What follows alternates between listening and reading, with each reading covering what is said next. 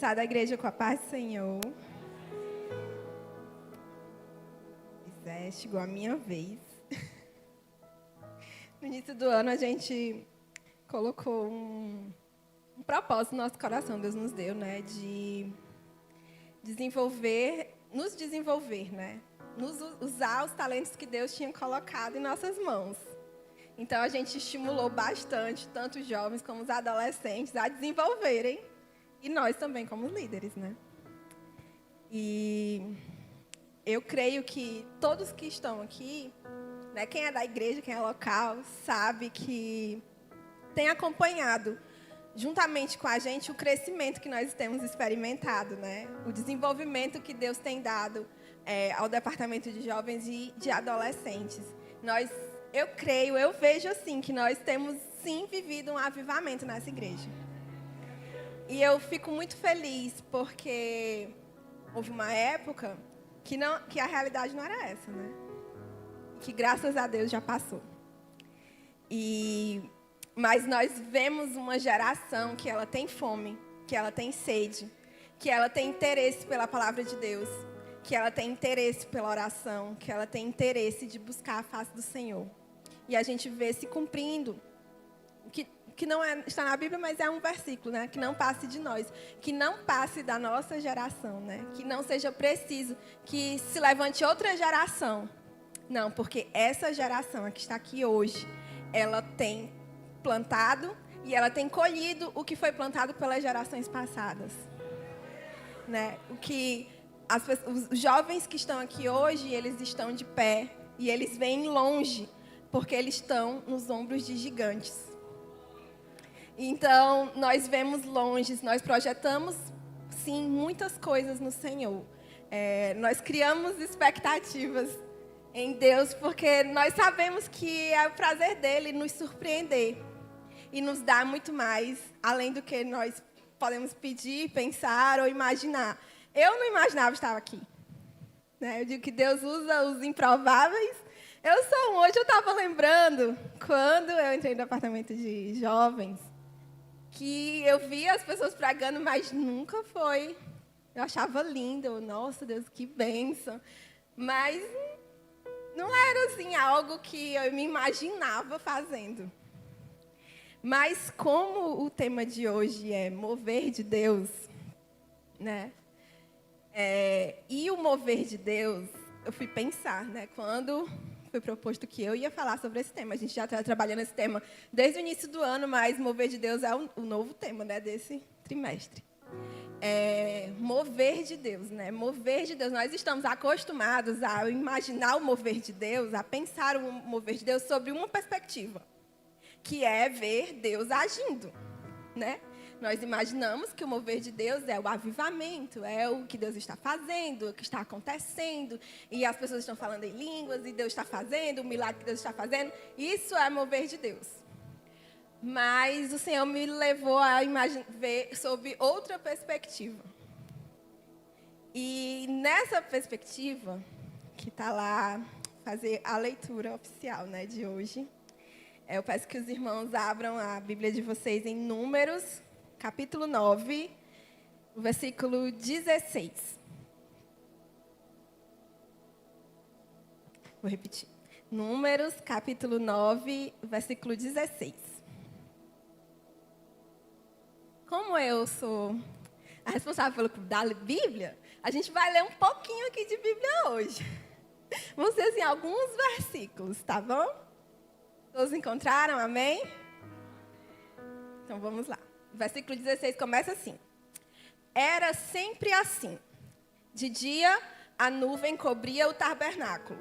E de noite, tomava o aspecto de fogo e resplandecia até o raiar do sol. Quando a nuvem se elevava sobre o tabernáculo, então os filhos de Israel punham-se em marcha. No lugar onde a nuvem parava, aí acampavam os israelitas. De acordo com a ordem do Senhor, o povo de Israel partia. E segundo a ordem do Senhor, acampavam. Permaneciam acampados durante todo o tempo em que a nuvem repousava sobre a santa habitação. Se a nuvem permanecesse muitos dias sobre o tabernáculo, os filhos de Israel prestavam seu culto a Yahvé e não partiam. Às vezes a nuvem se detinha poucos dias sobre o tabernáculo. Então acampavam segundo as orientações do Senhor e também partiam em conformidade com as ordens de Yahvé. Se acontecia que a nuvem, depois de ter permanecido desde a tarde até a manhã, elevar-se ao amanhecer, então partiam. Em algumas ocasiões, a nuvem se elevava depois de ter permanecido um dia e uma noite, e então partiam. Outras vezes, a nuvem permanecia 2 dias, 1 mês ou 1 ano. Enquanto a nuvem permanecia sobre o tabernáculo, os israelitas ficavam acampados. Mas quando ela se levantava, então, igualmente partiam. Conforme as determinações do Senhor acampavam, e conforme as ordens do Senhor marchavam. Prestavam culto a Yahvé, segundo as ordens de Yahvé comunicadas por Moisés. Gente, existiu um povo que viveu milimetricamente sob o mover de Deus. Foi o povo no deserto. A Bíblia fala lá em Êxodo que quando o povo saiu do Egito, antes de atravessar o mar, a nuvem apareceu. Então, foi logo na saída do Egito, Deus já colocou a nuvem, que de dia fazia sombra, e que à noite era uma chama de fogo que iluminava e aquecia o povo no deserto. Então, depois dali, o povo partiu, o povo atravessou o Mar Vermelho, o povo acampou. Várias coisas aconteceram, tudo sob a nuvem. E o povo ali, vamos aqui conjecturar, né? Vamos imaginar. Eles estavam ali à mercê. O que é que eles tinham para trás? O Egito, que não era uma boa opção. Eles chegaram a cogitar várias vezes, né, reclamando, mas não era uma boa opção voltar para o Egito. Então, para onde eles iriam? Não tinha para onde ir. Se para um lado era deserto, para o outro era deserto, para trás era o Egito, para frente era deserto. Não tinha para onde ir. O povo tinha que obedecer ao Senhor e observar a nuvem. Mas é aí que Deus me deu um estalo. Que a nuvem, ela não é algo que nós devemos perseguir. O mover de Deus não é algo que nós devemos perseguir como se fosse um remédio para dor de barriga. Ah, eu não sei o que eu vou fazer na faculdade, eu vou perguntar para o Senhor. Pergunta ali só naquele tempo. Depois eu preciso de um emprego, eu vou pedir ao Senhor um emprego. Depois eu preciso me casar, vou pedir ao Senhor o varão ou a varoa. Depois eu quero filhos. Não é assim que se vive com o Senhor. Não é assim que se vive o mover de Deus. Porque o mover de Deus não se persegue, se vive. E o povo no deserto foi ensinado a viver o mover de Deus. A viver sob o mover de Deus. Por quê?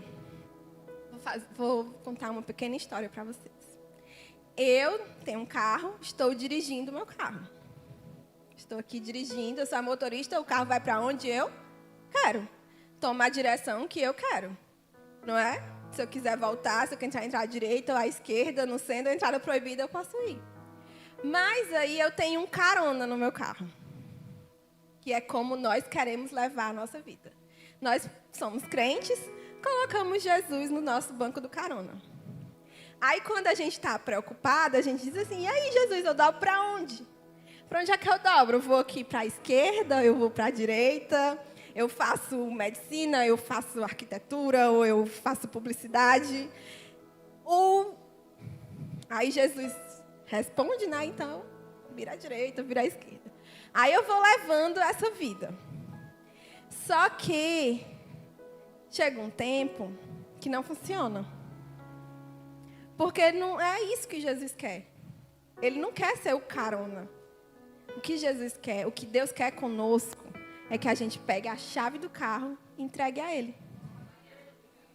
Então a gente pega a nossa chave, entrega para Jesus, bota ele no banco do motorista e a gente no banco do passageiro. Porque aí ele vai dirigindo a nossa vida e nós vamos curtindo a paisagem. A gente vai curtindo. Olha, a gente está passando na beira do mar. Nossa, que mar lindo. Olha o céu. Jesus, olha que paisagem. Olha como está lindo. Olha que... É isso que Deus quer na nossa vida. Ele quer guiar a nossa vida. Ele não quer ser somente o nosso passageiro. Nós é que somos o passageiro dele. Nós é que temos que seguir o que Deus está fazendo. O que Ele está propondo para nós. Essa é o viver verdadeiramente o mover de Deus. É o viver verdadeiramente sob a direção de Deus. Mas nós, como homens, a gente não fica muito confortável nessa situação. Porque, vamos lá, é confortável você não ter o controle? Não é confortável. Não é confortável você não ter o controle da sua vida. Não é confortável você não saber o que você vai fazer daqui a 1 ano, daqui a 2 anos, daqui a 3 anos. Não é confortável. Principalmente para as mulheres. Me colocando nesse lugar. Não é confortável. É um desafio. É muito desafio. Mas é o que nos leva a descansar. Porque muitas vezes essa geração tem experimentado ansiedade, depressão, doenças psicossomáticas, e tudo vai se acumulando. Por quê? Porque nós queremos ter o controle. Nós pegamos a chave do carro e não largamos. Enquanto Deus está ali, me dá que eu levo você para o caminho que eu tenho proposto para você. Aí a gente fica naquela, né? São como o povo no deserto. São tantas possibilidades, né, Deus? São muitas possibilidades. Só que muitas possibilidades não quer dizer que vai dar tudo certo. Porque Deus não é um Deus de possibilidades. Ele é um Deus de direção.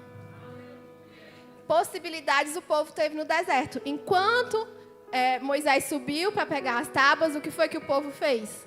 Um bezerro de ouro para adorar. Eles viram essa possibilidade. Moisés está demorando. Vamos criar aqui o nosso Deus. Bora, Arão, faz aí para a gente um bezerro de ouro que a gente vai adorar. Isso foi uma possibilidade. Enquanto Deus propunha para o povo no deserto identidade e direção. Qual a identidade? Identidade de filho de Deus. Qual é a direção? A terra prometida. A terra que mana leite e mel, que o bezerro não ia levar eles. Que possibilidade nenhuma ia levar. E nós muitas vezes ficamos bobocando entre várias possibilidades. E eu quero participar de tudo, eu quero estar dentro de tudo, eu quero fazer tudo, porque se eu não tiver, não vai ser legal. Mas não é assim que Deus nos propõe viver. Deus nos propõe direção e identidade. Mas aí, mesmo capenga, né, o povo estava lá, sob a nuvem. A nuvem estava lá. A nuvem estava lá, não abandonou eles nenhum momento. Mas não é de qualquer forma que se vive sobre a nuvem. Não é de qualquer forma que você vai viver o mover de Deus. Por quê? O povo no deserto reclamou, né, gente? Reclamou, mas eles foram moldados. Olha o que é que Deus exigia do povo no deserto. Eu fiquei impressionada quando eu fui ler, lá em Levítico 19:2. Sede santos, porque eu, vosso Deus, o Senhor, sou santo. Eu não lembrava que era aqui no deserto que Deus dizia isso repetidamente para o povo. Tem várias vezes no livro de Levítico, Deus dizendo, sede santos, porque eu, o vosso Deus, sou santo. Sabe onde é que isso aparece de novo na Bíblia? Em Pedro. 1 Pedro, capítulo 1, versículo 15 e 16. 1 Pedro vai dizer para a igreja, está escrito lá em Levítico, sede santos, porque eu sou santo. Para estar debaixo da nuvem do Senhor, você vai precisar ser santo. Você vai precisar ser separado. Você vai precisar se santificar. Você vai precisar buscar a face do Senhor. Não é de qualquer forma que fica sob a nuvem. Quem desobedeceu o Senhor no deserto morreu, não chegou na terra prometida. Quem desobedeceu, quem adorou o bezerro de ouro, teve que beber ouro. Quem se revoltou contra a liderança de Moisés, morreu. Não viram a terra prometida. O povo ficou 40 anos vagando no deserto, porque somente a próxima geração ia ver a terra prometida. Porque não quiseram ser santos. Quem não quer ser santo, fica pelo caminho. Quem não quer ter intimidade com o Senhor, fica pelo caminho. E foi lá nesse período aqui também que Deus estabeleceu o tabernáculo. O que quer dizer o tabernáculo? O que é o tabernáculo? Se não é a habitação de Deus. Aquela intimidade que havia sido perdida lá no Éden. Deus, mais uma vez, buscando o homem e colocando a sua presença no meio do homem. No meio na habitação, em meio ali o povo que ele escolheu para ser seu. Deus mostrando, aqui é a minha casa, aqui vocês me encontrarão, aqui vocês me adorarão, aqui vocês terão intimidade comigo. Porque para estar sob a nuvem é preciso intimidade. Então aqui no tabernáculo, e foi lá no tabernáculo que a nuvem parou e ficou. A nuvem não ficava perdida, né? A nuvem estava sob o tabernáculo. Depois que o tabernáculo ficou pronto, a nuvem parou lá e ficou. E era de lá que vinham as ordens do Senhor. Era lá de cima do tabernáculo que a nuvem se erguia e o povo levantava acampamento. Era lá no tabernáculo que quando a nuvem parava, eles tinham que ficar observando. O que é que a nuvem ia fazer? Como dizem Números, às vezes a nuvem parava de manhã, ficava até entardecer. No outro dia de manhã eles tinham que levantar acampamento porque a nuvem tinha se erguido. E era lá que a nuvem ficava uma semana, um mês, um ano. E eles tinham que ficar de olho. Ou seja, o que a gente aprende com isso? Que nós também temos que ficar de olho. Nós temos que ficar observando o que Deus está fazendo na nossa vida. O que Deus está querendo conosco. Qual é o caminho que Deus propôs para cada um de nós. Porque Deus tem um propósito para todos nós. Qual é? Nos levar para o céu. Mas Ele também tem um propósito individual. Porque Ele ama cada um de nós como se houvesse um de nós para ser amado. Esse é o nosso Deus.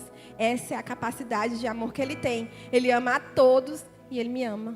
Ele te ama infinitamente. E é nessa situação que quem não quis intimidade, santidade, ficou pelo caminho. Não é isso?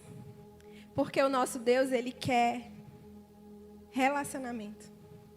A nuvem, o mover de Deus, ela não é apenas benefício para o povo, como o povo achava que era, que a nuvem existia só para o benefício deles, só para fazer sombra durante o dia e só para aquecê-los durante a noite, para iluminar o acampamento. Não era isso o propósito de Deus com eles. Como eu disse, Deus colocou o tabernáculo, Deus queria intimidade, Deus queria relacionamento.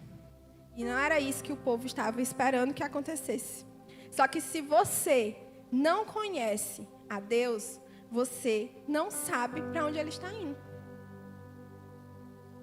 Ou seja, se eu não conheço a Deus, qualquer caminho serve para mim.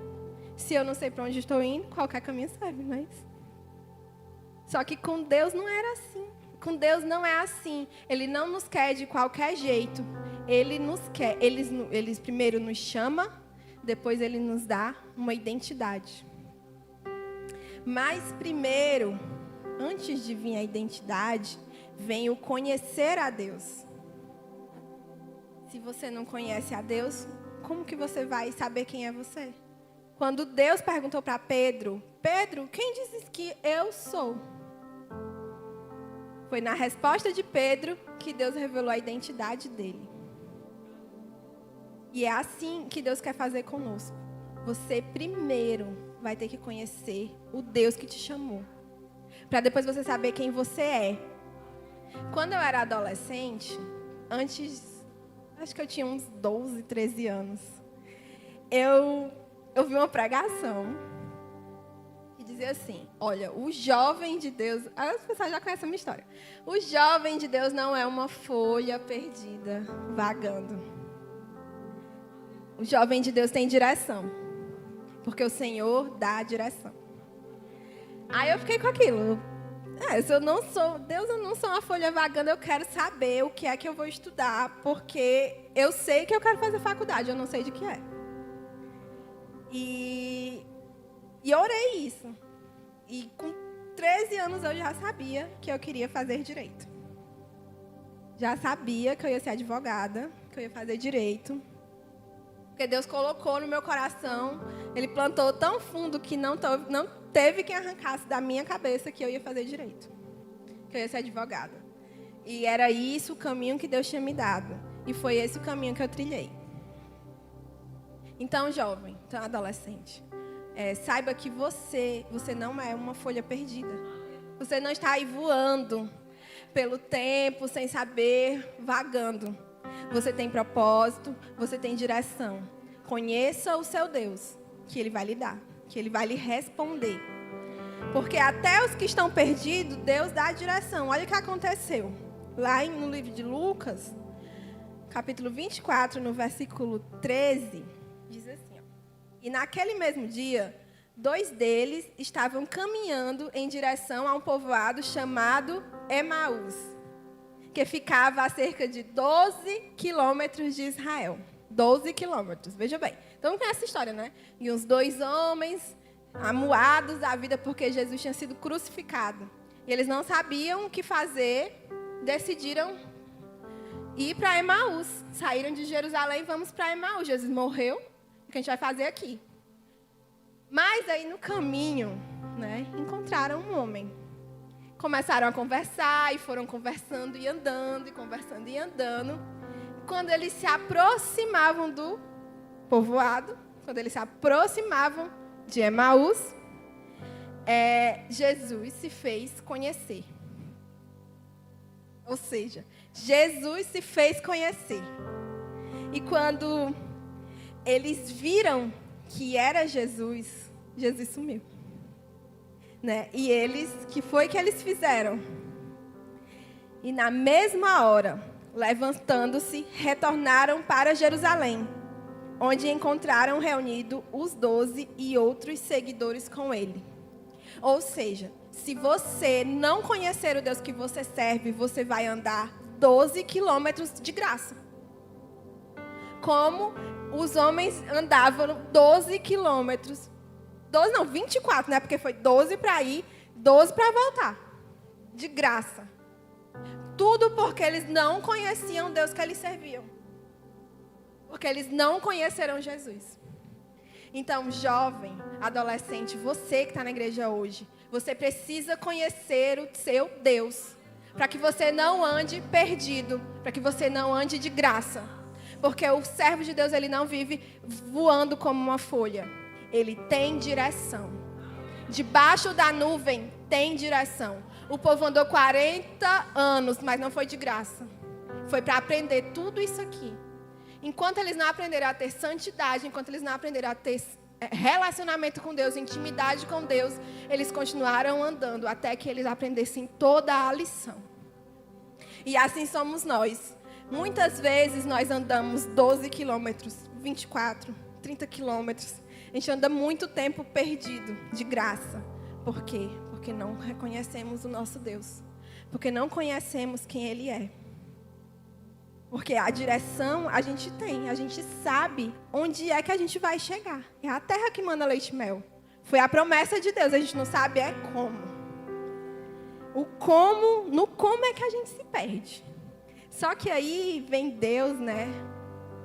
Todo poderoso, com toda a misericórdia e graça. Que Jesus ali, ele via que ele conversava com os homens e via que eles não reconheciam. Até que Jesus, não, vão, me vejam, né? No partir do pão, ele se fez reconhecer. Mas aí, às vezes a gente está assim, né? Perdido. está perdido no meio do deserto, sem saber o que fazer. Porque a gente não está entendendo o que é que Deus está comunicando com a gente, o que é que Deus está falando. Aí que lá em Romanos 12, 2, Deus diz assim, ó, Paulo diz: e não vos amoldeis ao sistema desse mundo, mas sede transformado pela renovação das vossas mentes, para que experimenteis qual seja a boa, agradável e perfeita vontade de Deus. Deus diz assim, ó, para que experimenteis. Ele não diz assim, para que entendeis. Porque a intenção de Deus nunca foi se explicar, porque Ele não precisa de explicação. Ele não precisa explicar o que Ele está fazendo na nossa vida, o que Ele está fazendo com a gente. Ele precisa que a gente experimente. É aí que está a diferença. Para que a gente experimente qual a boa, agradável e perfeita vontade de Deus. Então, quando a gente está perdido, sem saber para onde que o motorista que está com a chave do nosso carro está nos levando, a gente precisa voltar e renovar a nossa mente com a palavra. Porque aí, quando a gente renova a nossa mente, quando a gente passa por essa metanoia, a gente começa a não querer mais entender, a não buscar mais explicação. Deus, por quê? Por quê? Por que que isso aconteceu? Por que não aconteceu isso? Por que esse não? Por que esse outro não? E esse outro não? E esse outro não? E esse não de novo? Por quê? Porque eu quero entender. Nós humanos queremos entender, né? Só que Deus diz assim, eu não vou explicar. Você vai experimentar. Fique aí no carona e experimente a paisagem. Experimente o caminho pelo qual eu estou te levando. Isso vai exigir da gente muita fé. É por isso que Abraão foi o pai da fé. Porque ele creu contra a esperança. Ele foi para uma terra que ele não sabia qual era, onde era, como ia ser. Ele só creu. E é isso que nós somos convidados a fazer também. A crer. Porque a nuvem, ela não avisava quando ela ia subir, quando ela ia descer. Ela não dizia, ei, presta atenção aqui que eu vou subir. Amanhã, 9 horas, viu, pessoal? A gente vai levantar acampamento. Não era assim, não. Era o povo que tinha que ficar olhando. E é por isso que nós precisamos dizer sim. É por isso que o nosso tema é esse. Eu digo sim. Porque o céu, ele não responde perguntas. Deus não responde nossas perguntas. O céu responde as nossas respostas. Se você disser sim para o Senhor, Ele vai fazer. Ai, tá me dizendo sim, então bora. Bora caminhar comigo, porque eu sei para onde estou te levando. Se você disser sim para o que eu estou te propondo, você vai viver coisas maravilhosas que você nunca pensou, você nunca imaginou, você nunca nem sonhou. Como eu disse no começo, que não era um sonho. Eu não sabia que era um sonho. Estar aqui hoje. Para você ver como Deus, ele faz muito mais, além do que nós pedimos, pensamos ou imaginamos. Não é porque Ele vai fazer o que a gente quer, na hora que a gente quer. Ele vai nos surpreender com o que a gente quer. Ele vai nos surpreender com o que Ele tem pra gente. Quando a gente diz sim, a gente começa a viver coisas que nós não imaginávamos que viveríamos. Como o povo não imaginava que ia chegar numa terra que tinha gigantes, né? A terra é boa. A terra tem uvas gigantes e tem tâmaras gigantes e tudo é grande lá. E o povo de lá também é grande. O povo não imaginava que era aí depois de 40 anos ia acontecer isso, né? Só que Deus estava transformando escravos. Gente, escravo. O povo saiu do deserto escravo. Eles não tinham mentalidade para viver num país deles próprios. Eles não tinham essa mentalidade. Estava na cara que chegaram. O que é que o povo reclamava no deserto? Com saudade das cebolas do Egito. Mas ainda fosse do pão, ainda ficava calado, né, gente? Mas da cebola. Isso é uma mentalidade muito pequena para o que Deus tinha preparado para eles. O que Deus tinha preparado era tão grande que foi preciso treiná-los lá no deserto. Porque eles tinham que ser guerreiros para viver a promessa de Deus. Eles tinham que lutar, eles tinham que batalhar pelo que Deus tinha para eles. Porque até quando Deus diz, o não é difícil de engolir, né? O não de Deus. A gente fica com raiva, a gente chora, a gente esperneia. E a gente, por quê? Por quê? Aí quando Deus diz sim, não é tão fácil também não. Porque quando Deus diz sim, a gente vai ter que lutar. E a luta é grande, como o povo teve que enfrentar, né? O povo não imaginava que ia ter que rodear uma muralha para que a muralha caísse. Primeiro eles imaginavam que tinha que rodear a muralha. Depois eles não imaginavam que a muralha ia cair daquele jeito. Então, o sim de Deus para a gente também vai exigir da gente coragem e força. Tudo isso porque Deus, Ele sabe o que Ele vai fazer com a gente. Ele sabe o mover que Ele tem para a nossa vida. É por isso que você não deve perseguir o mover de Deus. Você deve viver sobre Ele. Viver sob a nuvem.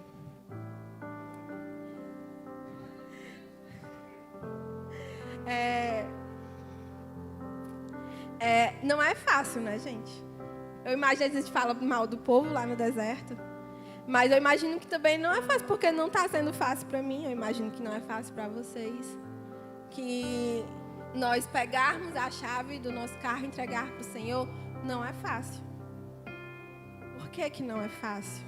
Porque é a nossa carne lutando contra o nosso espírito, né? O nosso espírito, ele tem que se sobressair a nossa carne. Um dia eu estava conversando com uma prima minha e ela estava dizendo assim: ai, tem pessoas que é tão fácil serem crentes.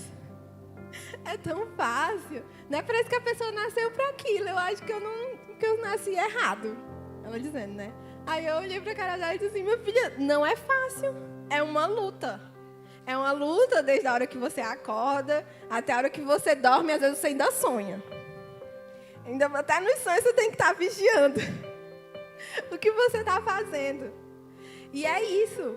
Não vai ser fácil, como também não é fácil viver longe do Senhor.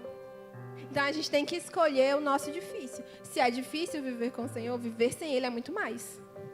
Eu fico pensando, por que essas pessoas, meu Deus, um ateu, quando ele tem um problema, ele corre para quem? Porque se pisarem no meu pé, eu já estou, Deus, pisaram no meu pé. Se você não tem a quem clamar, você não tem esperança. A esperança da glória é uma vida muito triste. Então é por isso que nós vencemos os desafios e nós permanecemos aqui. E nós permanecemos olhando para a nuvem. Porque Deus, Ele sempre está agindo. Tem um hino que a gente sempre cantou, mas ele é uma tradução. Ele é uma versão da música em inglês. E eu ouvi outra versão, que dizia assim, que depois do refrão, ele dizia assim, mesmo que eu não vou cantar, gente, eu vou só falar. Mesmo que eu não veja, tu fazes. Mesmo que eu não sinta, tu fazes. Tu estás sempre agindo. Ou seja, Deus está sempre fazendo. Mesmo que você não esteja vendo o que Ele está fazendo, mesmo que você não esteja sentindo o que Ele está fazendo, Ele está fazendo. Você é que precisa observar a nuvem se mover. É nós que precisamos estar sensíveis, porque Deus está fazendo. E muitas vezes nós estamos parados, perdendo o nosso tempo, porque nós não estamos tendo intimidade com esse Deus. Nós não estamos observando o que Ele está fazendo. Muitas vezes eu me senti muito perdida. Muito perdida. Esse hino foi o que abriu. Um dia eu ouvi esse hino assim, e eu... Deus, se você está fazendo, se o Senhor está fazendo, eu quero fazer parte. Se o Senhor está fazendo, eu quero fazer parte. Eu estou aqui hoje. Porque Deus, a gente vê muitos pregadores do mundo inteiro dizendo que o Brasil, ele está vivendo um grande avivamento. Está iniciando.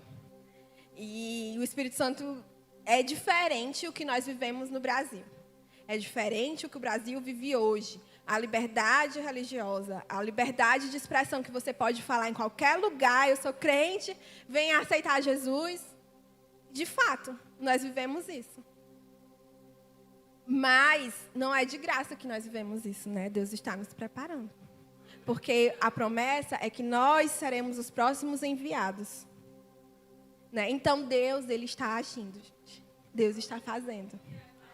Ele está fazendo. Sabe por que muitas vezes a gente não vive o que Deus está fazendo? Porque nós estamos preocupados só com a gente.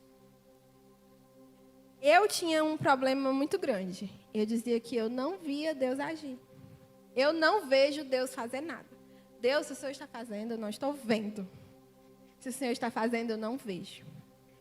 Aí, Deus me colocou aqui como líder de jovens.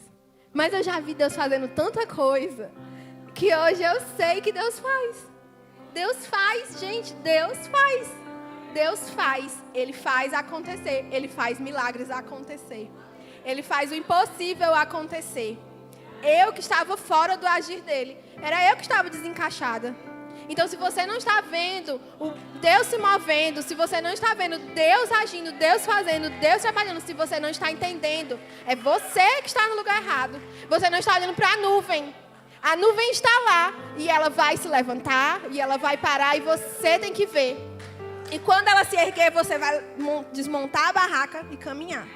E quando ela parar, se ela parar 1 ano, 2 anos, 3 anos, 5 anos, 10 anos, 15 anos, você vai ficar parado, esperando até a próxima vez que ela se erguer. Porque é assim que Deus quer, é assim que Ele trabalha na nossa vida. E é assim que Ele está realizando o plano que Ele tem para a humanidade. Né? Porque se a vida de Deus aqui na Terra, né, tudo fosse um filme, né, desde Adão e Eva até quando Jesus voltar, a nossa participação como será? A nossa participação. A história é a seguinte. Deus criou um homem para o seu louvor. O homem caiu, o homem pecou. Jesus veio. Né? E Jesus prometeu que vai voltar. E o filme está passando. E agora é o nosso momento. O momento que nós estamos aqui. É a minha participação nesse filme. O que você está fazendo durante a sua participação? Esse pequeno segundo na história da humanidade. O que você está fazendo? Você está olhando para a nuvem? Você está vivendo o mover de Deus? Ou você está aí perdido, bobocando? Não fique perdido. E também não tente entender.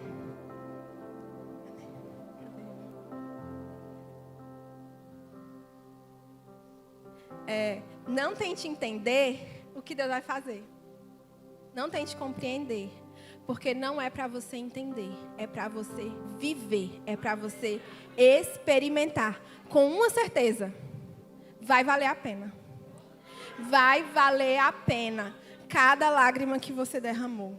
Cada pequena coisinha que você construiu com o Senhor vai valer a pena. Cada pequeno folheto que você entregou, cada pequena palavra, cada pequena oração que você fez.